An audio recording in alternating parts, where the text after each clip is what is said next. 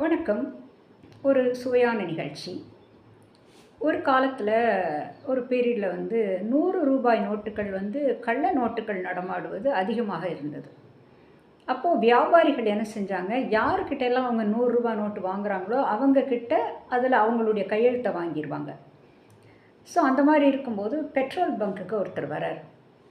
அவர் petrol போட்டுட்டு ரூ. 100 குடுக்குறாரு. கையெழுத்து போட்டு கொடுங்க சார் அப்படின்னு சொன்னோடனே அவர் கையெழுத்து போட்டு கொடுக்குறாரு.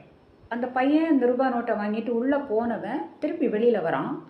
அவனுக்கு பின்னாலேயே அந்த பங்க் முதலாளியும் வராரு. என்ன சார் நீங்கள் உங்கள் கையெழுத்தை போட்டு கொடுக்க சொன்னால் அதில் ஏற்கனவே இருக்கிற கையெழுத்தை பார்த்து நீங்கள் போட்டு கொடுத்துருக்கீங்களே அப்படின்னு அவர் சொல்கிறார்.